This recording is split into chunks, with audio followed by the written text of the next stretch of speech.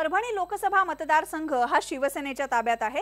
पक्षप्रमुख उद्धव ठाकरे यांच्या बैठकीला गैरहजर राहिल्यामुळे बातमीचा विषय ठरले होते ते परभणीचे शिवसेनेचे खासदार ॲडव्होकेट गणेश दुधगावकर। पहिल्यांदा काँग्रेसचे ते मंत्री होते, त्यानंतर 2004 मध्ये ते शिवसेनेत आले, आमदार झाले, खासदार झाले आणि सध्या शिवसेनेमध्ये मात्र पोरके बनलेले आहेत।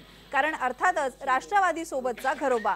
सध्या त्यांची परिस्थिती ना शिवसेनेचे ना राष्ट्रवादीचे अशी झाली आहे। स्वतःचा पक्ष तर सोडा, मतदारसंघातल्या लोकांनाही ते कधीच दिसलेले नाहीत। अर्थात लोकसभेमध्ये 100% हजेरी हे मात्र त्यांच्या कारकिर्दीचं एकमेव वैशिष्ट्य आणि याच्याच जोरावर त्यांना वाटतंय आपण पुन्हा एकदा परभणीचे खासदार होऊ। बघूया त्यांचं काय म्हणणं आहे। एकही मिनिट या 4.5 वर्षाच्या सत्रामध्ये गैरहजर न राहणारा सदस्य म्हणून मी विद्यार्थी म्हणून काम केलेले आहे। लोअर दुधनाला ॲक्सिलरेशनसाठी 200 कोटी रुपये दिले। आता या 2 वर्षामध्ये ते धरण पूर्ण होईल। म्हणून नद्यांच्या विकासाच्या बाबतीत आपण प्रभावीपणे आग्रह त्याच्यावरती करतो आहोत आणि ते त्याच्यामध्ये यश आलं। पैठण टू नांदेड व्हाया पोखर्णी हा सुद्धा राष्ट्रीय महामार्ग तत्वतः मंजुरी त्याला मिळालेली आहे।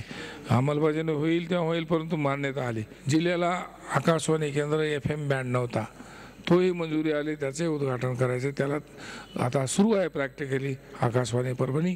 म्हणून परभणी ते मुदखेड ही डबल लाईन मंजूर झाली, ती 600 कोटीचे, त्याला बजेट प्रोविजन आले। ते आता परभणीपासून पूर्णेपर्यंत त्याची कामाला सुरुवात करायचे उद्घाटन।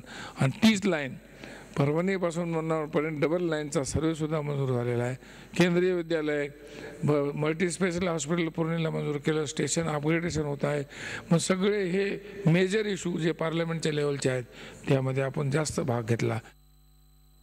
खासदार गणेश दुधगावकर यांचं प्रगती पुस्तक सुद्धा बघूया। त्यांचा मतदारसंघ आहे परभणी लोकसभा मतदारसंघ। उपलब्ध निधी होता 19 कोटी रुपयांचा, मंजूर निधी आहे 16 कोटी रुपये, खर्च केलेला निधी 12 कोटी रुपये, खासदार निधीचा एकूण वापर 73%। परभणी लोकसभा मतदारसंघातल्या खासदारांच्या कामाचा आढावा घेतलाय आमचा रिपोर्टर पंकज क्षीरसागरनं। परभणी लोकसभा मतदारसंघ शिवसेनेचा बालेकिल्ला म्हणून राज्यात परिचित झाला, परंतु शिवसेनेच्या खासदारांनी सातत्याने या ना त्या कारणाने पक्षांतर केल्याने शिवसेनेकडून यंदा सावध खेळी खेळली जात आहे। तर विशेष म्हणजे राष्ट्रवादी काँग्रेसनेही यंदा जिल्हाध्यक्ष विजय भांबळे यांना निवडणुकीच्या मैदानात उतरून त्यांना निवडून आणण्याची जबाबदारी ज्येष्ठ नेत्यांवर दिली आहे। विशेष म्हणजे काँग्रेसचे नेतेही यंदा मदतीच्या तयारीत आहेत। एकंदरच सातत्याने 30 वर्षापासून शिवसेनेचा बालेकिल्ला असतानाही शिवसेनेच्या खासदारांना जिल्ह्यातील साधा रस्त्याचाही प्रश्न मार्गी लावता आला नसल्याने इतर विकासाचे तर सोडाच, यामुळे यंदा जिल्ह्याची परिस्थिती बदलण्याची शक्यता आहे।